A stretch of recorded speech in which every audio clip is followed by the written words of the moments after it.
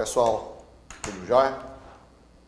Vamos lá, voltando, não é, ao nosso conteúdo aqui. Vamos analisar o inciso 12. Já sei que você vai dizer, professor, e o inciso 11? Pessoal, inciso 11 a gente trata depois, porque didaticamente a gente analisou sigilo, quebra de sigilo bancário, quebra de sigilo fiscal. Então, mais fácil é fazer análise lá do inciso 12, que fala sobre outras formas, correspondência, né, interceptação telefônica. E o inciso 11 é só em relação a domicílio. Então, é melhor a gente fazer logo esse estudo do inciso 12 e depois a gente volta para o inciso 11, tá certo? Pessoal, outro inciso importantíssimo para vocês. Principalmente essa turma de Polícia Civil, Polícia Militar, Polícia Federal, Polícia Rodoviária Federal, é um inciso que vai cair na tua prova. Só que a gente vai fazer o seguinte, é um inciso que a gente não pode tratar ele superficialmente. A gente tem que tratar esse inciso, ó, a gente tem que espremer, não é? Então vai ser uma aula pesada. Olha, esse inciso 12, esse inciso 11, que a gente vai trabalhar, são aulas pesadas. Pesado em relação ao quê? É conteúdo, brother. É muito conteúdo, tá certo? Então, se liga, não pode perder esses dois incisos. Tranquilo? Então, vamos lá. É inviolável o sigilo da correspondência e das comunicações telegráficas, de dados e das comunicações telefônicas, salvo no último caso, por ordem judicial. Pessoal, primeiro ponto a ser analisado é isso aqui. Veja só, quando o aluno faz análise desse inciso 12 e ele pega salvo o último caso, é muito comum o aluno achar que salvo o último caso por ordem judicial, ele está se referindo às comunicações telefônicas. Erro básico que você não pode mais cometer. Hoje a doutrina moderna, ela diz o seguinte, né? Aula de português aqui, viu? Aula de português. Questão seguinte, deixa eu apagar logo aqui para a gente trabalhar o dispositivo. Ó, presta atenção. O que a doutrina diz? É inviolável o sigilo da correspondência e, olha aqui o português aqui, ó, conjunção aditiva, né, de soma e das comunicações telefônicas, vírgula. Então aqui eu tenho um conjunto. O conjunto formado por correspondência e comunicações telegráficas, vírgula, dados e comunicações telefônicas. Eu tenho um segundo conjunto. Então veja, quando ele diz salvo no último caso por ordem judicial, está se referindo a esse último conjunto aqui, dados e comunicações telefônicas. Aí você deve estar se perguntando, sim, professor, isso vai interferir em alguma coisa? Claro que vai. Porque a gente vai ver que na interceptação telefônica eu tenho uma cláusula de reserva jurisdicional. O que é essa cláusula de reserva jurisdicional? É quando eu digo, não é? Eu digo que somente o Poder Judiciário pode fazer a quebra. Quando eu digo que somente o Poder Judiciário pode fazer algo, pode determinar uma interceptação telefônica, eu digo que isso é uma cláusula de reserva jurisdicional. Então veja, se eu digo que somente interceptação telefônica, eu vou dizer que dados pode ser feita a quebra de dados não somente pelo juiz, mas por outras pessoas. Exemplo, CPI. Então, presta bastante atenção. Tudo que eu falar sobre interceptação telefônica, todos os requisitos que eu falar sobre interceptação telefônica, eu também automaticamente estou me referindo a dados. Tá certo? Tranquilo aí? Então vamos fazer o seguinte. Vamos primeiro analisar correspondência e depois a gente analisa o resto, tá? Então vamos analisar correspondência primeiro. Meus amigos, quem é que pode fazer a quebra do sigilo de correspondência? Primeiro, a ideia é saber que a correspondência é inviolável. Que a correspondência é inviolável. Mas, em situações, não é?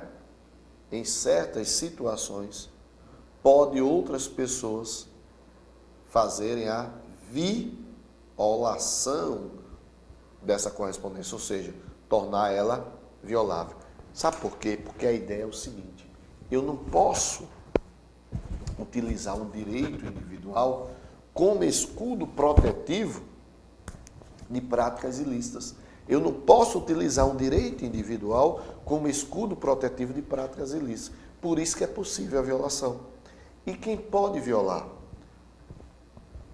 Simples. Primeiro, cara, juiz. Tranquilamente. Então, juiz pode sim fazer a quebra do sigilo de correspondência. Quem mais?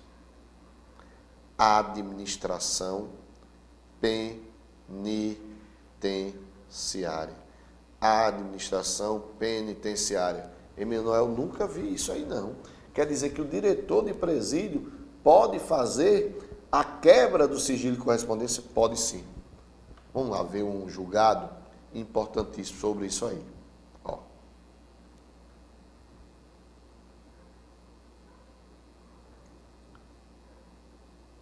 HC, ó o HC, ó. O HC 70 81 425. Olha o que esse HC diz. Decisão HC, né? Lá do STF. Olha o que esse HC diz. Decisão prolatada pelo STF, em que restou firmado que o diretor do estabelecimento prisional pode, em ato motivado, então ele tem que motivar, tem que fundamentar, e que observe o previsto no parágrafo único do artigo, isso aqui é artigo, tá? Artigo 41 da Lei 7.210, Lei de Execuções Penais, interceptar as correspondências do preso, desde que fundamentado em razões de segurança pública, que é importante, ó. Desde que fundamentado em razões de segurança pública, preservação da ordem jurídica ou disciplina prisional. Outras restrições ao direito estão autorizadas pelo documento constitucional. Nos artigos 136, ó, estado de defesa. Então ele quer dizer, ó, lá no estado de defesa também pode haver a quebra do sigilo de correspondência, tanto no estado de defesa como no estado de sítio. Por quê, pessoal? Simples. Porque o estado de defesa e o estado de sítio são situações excepcionais do Estado. É onde o Estado pode restringir direitos e suspender direitos.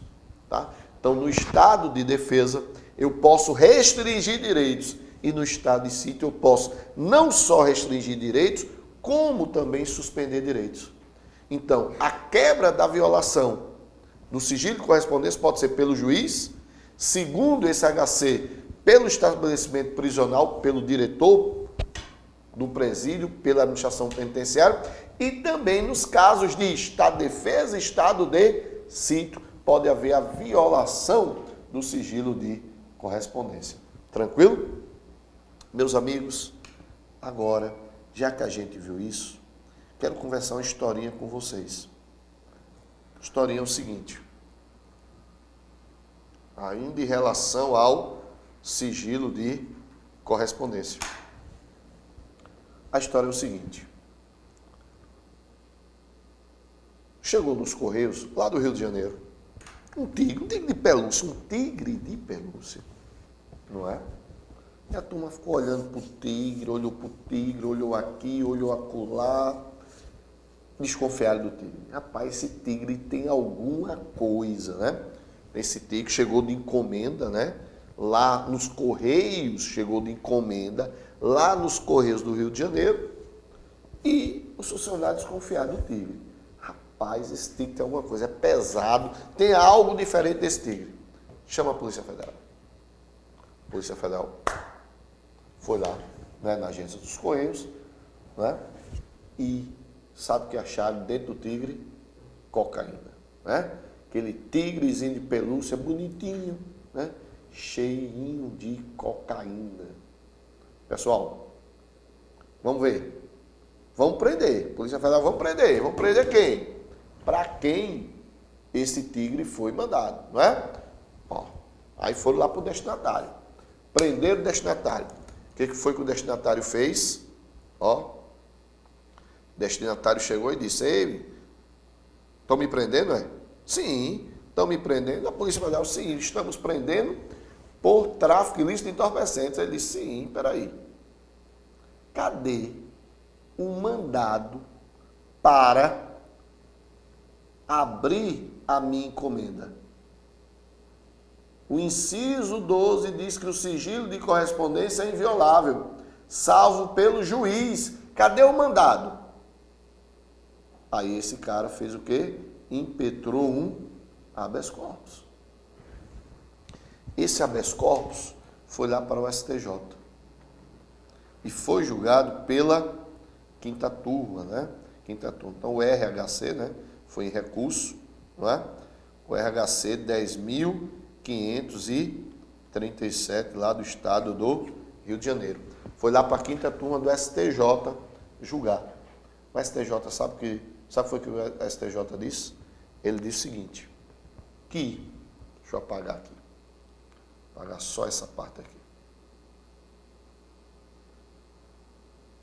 O STJ disse o seguinte, nesse HC, vou colocar aqui STJ e o RHC, né, que subiu para ele, 10.537, lá do estado do Rio de Janeiro. Sabe o que foi que o STJ disse? A quinta turma do STJ disse: olha, o que a Constituição proíbe é a inviolabilidade da correspondência. O que a Constituição proíbe é a inviolabilidade da correspondência. O tigre de pelúcia não era correspondência, era encomenda. Encomenda pode ser violável, sim. Porque o que a Constituição consagra, o que a Constituição protege é a correspondência. É a correspondência. Correspondência é diferente de encomenda. Então, correspondência inviolável, necessitava do mandado judicial, mas encomenda não é protegido pelo texto constitucional, não. Então, pode sim ser quebrada e eu estou negando o teu habeas corpus. Veja só que coisa interessante, né? Então, o STJ, a quinta turma do STJ, fez uma diferença entre correspondência e encomenda. Muito interessante essa decisão aqui, a decisão 10.537, não é? Prolatada pela quinta turma do STJ. Beleza? Fechamos aí correspondência. Meus amigos, vamos voltar, não é? Ao inciso 12. Comunicações telegráficas. Pessoal, olha, telegráfica, telegrama, hoje a doutrina, sendo quando você vai pegar livros, não é, sobre esse inciso, olha, pouquíssima coisa se fala em comunicações telegráficas, que é o telegrama, que é uma coisa muito obsoleta. Agora, hoje você tem e-mail, você tem o WhatsApp, né? Você tem agora o WhatsApp, né? Então, essa questão de telegrama ficou muito arcaica. Então, a doutrina não tem muito falado sobre telegrama. Então, vamos partir para o que a doutrina fala, que é sobre dados e comunicações telefônicas.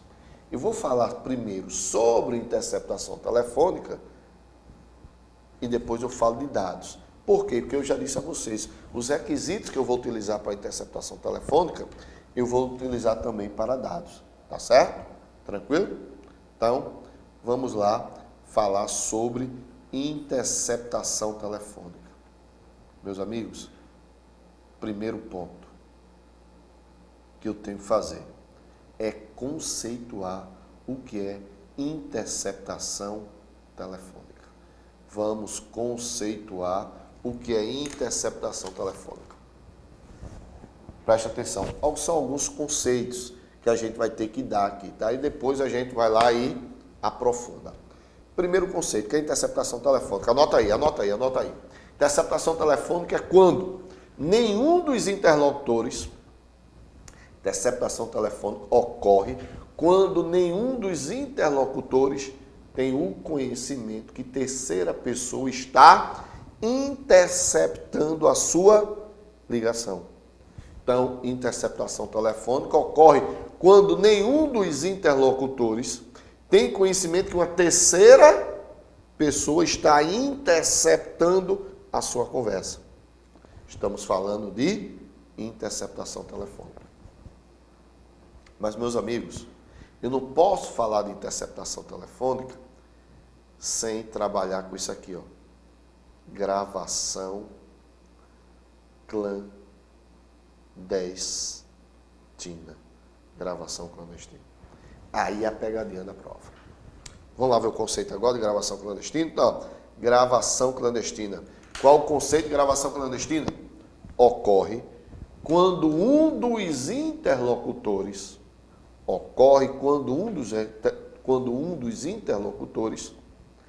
realiza a gravação sem o conhecimento do outro.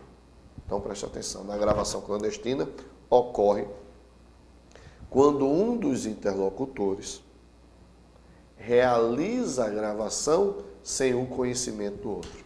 Tranquilo? Então, aqui a gente tem o seguinte. Vamos fazer graficamente, né? Vamos colocar um bonequinho bem bonito aqui, não é? Bem bonitinho, não é? Vou botar um bigode aqui para ele parecer com Paulo Valença, viu? Professor de matemática aqui, aquele bonitão, não é? E o outro, bonitinho também, só coisa linda aqui, né? Professor Meron Santos, que é outra coisa bonita, né, que a gente tem, né? Então tá o professor Paulo Valença e o professor Meron Santos conversando, dialogando via telefone, e vem um terceiro indivíduo, polícia, geralmente, e vai fazer a captação da conversa entre esses dois. Então, veja, na interceptação telefônica, eu tenho o que a gente chama no popular, né, o grampo, né? Eu grampeio a ligação e nenhum desses dois tem o conhecimento que essa interceptação está sendo realizada por um terceiro. Então, aqui, nenhum dos dois tem um conhecimento. No segundo caso, está lá um indivíduo se comunicando com outro. O que acontece? Esse vai e grava a conversa entre os dois. Isso é gravação clandestina. Então, a gravação clandestina é a gravação realizada por um interlocutor sem o conhecimento do outro. Gravação clandestina. A grande pergunta de prova, pessoal, não é? A grande pergunta de prova é a seguinte. Essa prova da interceptação telefônica, ela é uma prova lícita ou uma prova ilícita? A mesma pergunta aqui. A prova na gravação clandestina é uma prova lícita ou ela é uma prova ilícita? Essa é a pergunta que se vai fazer em prova, tá? Obviamente, vou ajudar vocês. Na interceptação telefônica, houve uma autorização do juiz, tá? E na gravação clandestina, obviamente, não houve autorização nenhuma. O grande problema, sabe, pessoal, é o candidato chegar e logo dizer: isso aqui é prova lícita. E isso aqui é prova ilícita. Emanuel, tá certo. Tá certo isso aqui. Isso aqui não, pessoal. Isso aqui não é, não é? Eu não posso dizer que gravação clandestina é prova ilícita. Eu tenho que dizer o contrário. a gravação clandestina,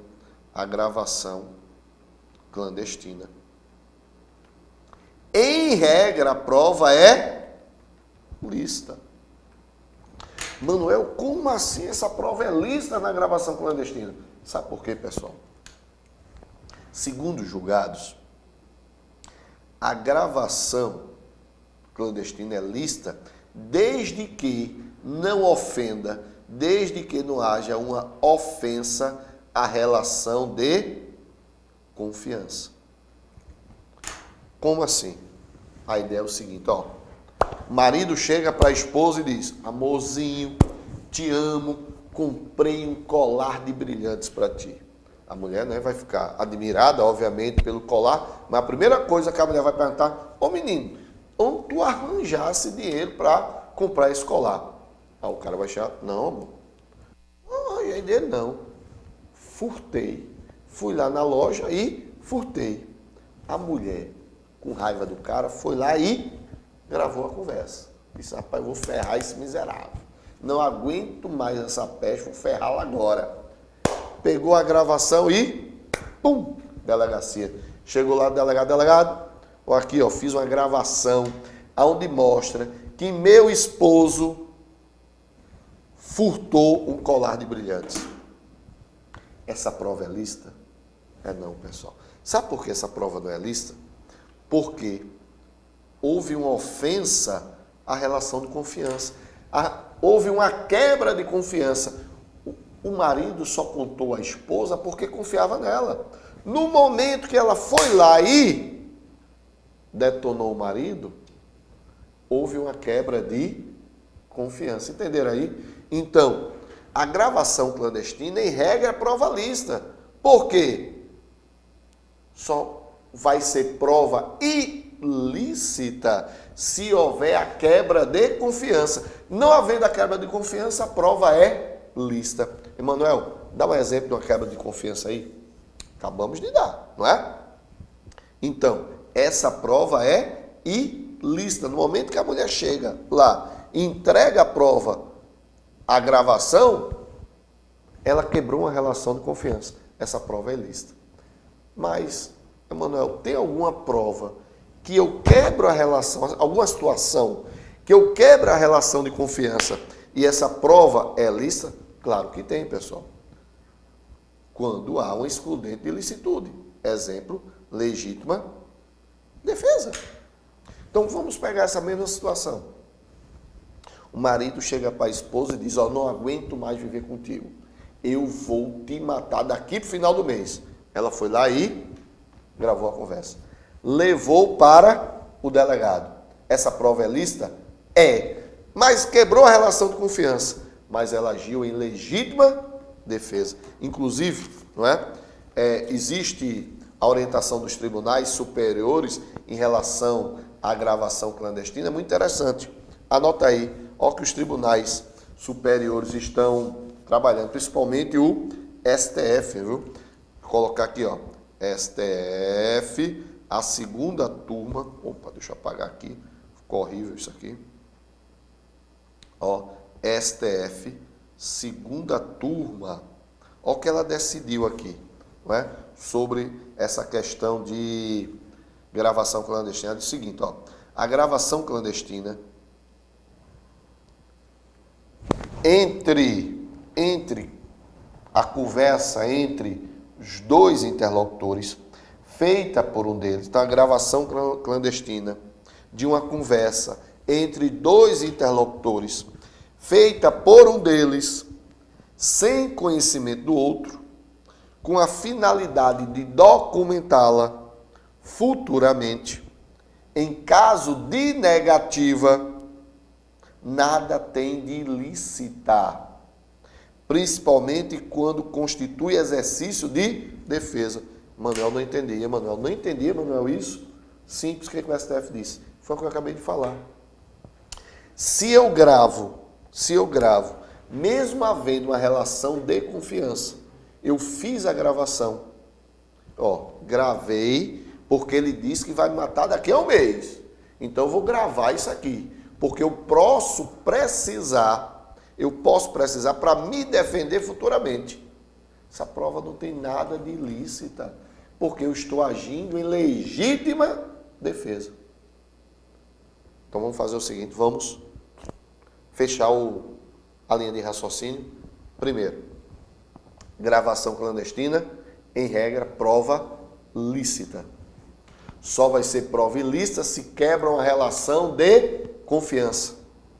Relação de confiança, de confiabilidade. Então, não havendo a quebra dessa relação de confiança, a prova é lícita. Agora, havendo a quebra de confiança, a prova vai ser ilícita. Emanuel, qual é a situação que eu vou quebrar uma confiança e a prova, ao invés de ser ilícita, vai ser lícita quando eu agir em legítima defesa? Tranquilo aí? Valeu. Vamos lá. Então, já fizemos a distinção entre gravação clandestina e interceptação telefônica. Emanuel vai falar mais de gravação clandestina? Não. Vai falar de gravação clandestina? Vamos falar de novo, quando tivermos lá no inciso 56. É inadmissível as provas obtidas por meios ilícitos. Aí a gente vai ver quais são as situações, mais uma vez, que essa gravação clandestina se torna prova lícita e se torna prova ilícita. Mas só para o inciso 56. Agora a gente vai fazer o seguinte. Pessoal, eu dei o conceito de interceptação telefônica, tá? Mas existem outros conceitos que a gente tem que trabalhar aqui, principalmente para a turma da polícia. Então, interceptação telefônica eu já dei, esse conceito da interceptação telefônica. Qual seria outro conceito importante? Escuta telefônica. Pessoal, a escuta telefônica é o seguinte, é a captação da conversa com o consentimento de um dos interlocutores. Então veja, na escuta telefônica é a captação da conversa com o consentimento de um dos interlocutores. Ou seja, aqui eu tenho dois indivíduos, esse liga para esse, e esse aqui consente que esse terceiro realize a captação. Isso é chamado de escuta telefônica. Emanuel, me dá um exemplo aí? Melhor exemplo, sequestro. Sequestrador liga para o parente da vítima, do sequestrado, E a polícia está lá, captando a conversa. Isso é escuta telefônica. Tranquilo? Outro ponto aqui importante. Deixa eu apagar isso aqui. Outro conceito importante para a gente trabalhar. Interceptação ambiental. Eu vou precisar disso aqui, de interceptação ambiental, quando a gente trabalhar com invasão do domicílio. Por isso que eu já estou dando aqui. Que a interceptação ambiental é a captação da conversa entre presentes, efetuada por terceiros, dentro do ambiente em que se situam. Vou repetir bem devagar.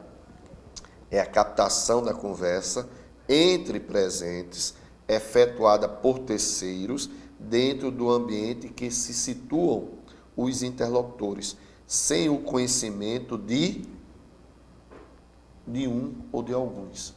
Emanuel, que danado, me dá um exemplo disso aqui? Filmagem.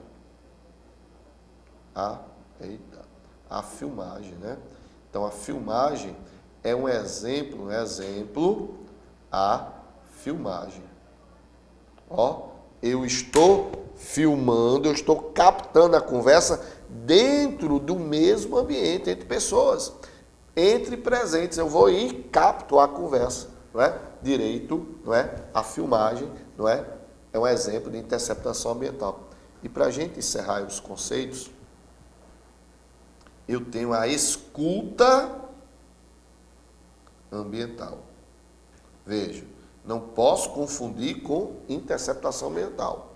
Escuta, o nome já é sugestivo, Então veja, é a interceptação, anota aí, é a interceptação da conversa entre presentes realizada por terceiro, com o consentimento de algum ou alguns. é a interceptação de conversa. Ô, Emanuel, essa interceptação, essa escuta ambiental, não se confunde com interceptação telefônica, não. Interceptação telefônica, pessoal, não é? É através de telefone. Eu estou telefonando para um, telefonei para outro, o terceiro foi lá e captou. Escuta ambiental, não. É um microfonezinho. Duas pessoas estão conversando e um terceiro foi lá e gravou a conversa. Então, isso é escuta ambiental. Então, as pessoas aqui, ó, as pessoas estão conversando, eu fui lá e pá, captei a conversa entre elas. Obviamente, com o conhecimento de um ou de alguns, tá certo? Tá? Então, eu não posso confundir interceptação telefônica, gravação clandestina, escuta telefônica, interceptação ambiental e escuta ambiental. Beleza, pessoal? Então, vamos fazer o seguinte, eu vou dar uma paradinha para agora, tomar aquele cafezinho e depois a gente volta, né?